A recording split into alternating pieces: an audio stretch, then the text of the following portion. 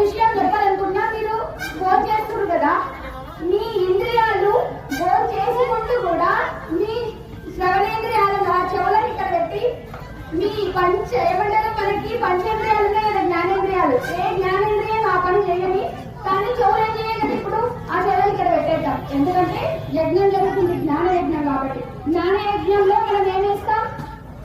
ద్రవ్యాలు ఇస్తాం.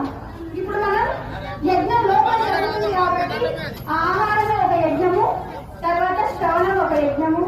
ఇవన్నీ యజ్ఞ సమిధలు కాబట్టి అక్కడ తింటూ ఇక్కడ తినండి, అప్పుడు పరిపూర్ణమవుతుంది యజ్ఞం. అయితే మనం గురువుని ఆశ్రయించినప్పుడు, మనం గురువుని చేరినప్పుడు మనకు గురువు ఏమంటారు, తనుమన ధనములు అర్పించి మనము గురువుని ఆశ్రయించి మనం సాధన చేస్తూ ఉంటాం. గురువు చెప్పినటువంటి సాధన సిద్ధాంతాలను తెలుసుకొని సాధన చేస్తాం. సాధన చేస్తా ఉంటే మనకు గురువు చెప్పిన క్రీడకాన్ని పట్టుకొని ప్రయాణం చేస్తా ఉంటే మనకు అన్ని లోపల అనుభవాలు అయితే ఉంటాయి. అనుభవాలు అయితే ఉన్నప్పుడు అవి ఏ విధంగా అనుభవాలు అయితే మన గురువు చెప్తారు అష్టాంగ యోగం ఏమని. ఫస్ట్ శిష్యుడు వచ్చినప్పుడు గురువు దగ్గరికి శిష్యుడు వచ్చి గురువుని ఆశ్రయించినప్పుడు గురువు ఏం చెప్తారు? అష్ట యోగాలు లేవు. ఏంటి? యమ, నియమ, ఆసన, ప్రాణాయామ, ప్రత్యాహార, ధారణ, ధ్యాన, సమాధి. ఈ అష్ట మనం ఇవన్నీ చేస్తేనే కదా సమాధి స్థితికి వస్తాము. సమాధి స్థితికి వస్తేనే కదా మనం అసలేంటి పట్టుకోగలుగుతాము. అయితే ఈ 8 కార్యక్రమం, ఈ 8 సాధనలు చేస్తా. ఆసనం కూడా ఒక సాధన, సాధన కదా కరెక్ట్ ఉన్నప్పుడు మనం సాధన చేస్తాం.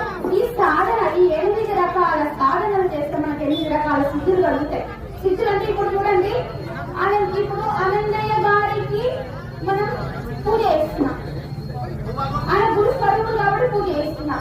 ఆనందయ్య గారి శిష్యుడైనటువంటి గోపాల్ గారు ఇప్పటికీ 15 సంవత్సరాలు అయినంత ఉపదేశం తీసుకోండి. అంటే మంత్రోపదేశం బ్రహ్మనికి బహునాం జన్మ నామంటే జ్ఞానవాన్ ప్రవర్తతే, అంటే కోట్ల జన్మ పుణ్య ఫలితం చేయడమే గురువును ఆశ్రయించి తన లోపల ఈ శరీరం కాదు, శరీరం లోపల ఉన్న తన స్థితి గుర్తెరిగినప్పుడు అదే నేనై ఉన్నా అనే స్థితి జరిగినప్పుడు ఆయన ఎంత సమయం పట్టింది? ఇది 15 సంవత్సరాల వార్షికారాధనంట. 15 సంవత్సరాల వార్షికారాధనలో ఆయన నాతో మాట్లాడినప్పుడు ఎన్ని సంవత్సరాలు అయినా మీరు ఉపదేశం తీసుకుంటే 15 సంవత్సరాలు అయినట్టు. పూజ విధానం జరిగేటప్పుడు ఆయన ప్రతి పూజ చదివే ఆ శ్లోకాలు ఉంటాయి కదా, పద్మాలు ఉంటాయి కదా, దాన్ని అనుభవిస్తున్నాడు లోపల. అర్థమవుతుందా? ఎట్లా అనుభవిస్తున్నాడు? పూజ చేయగా పూర్తి అని చుట్టూ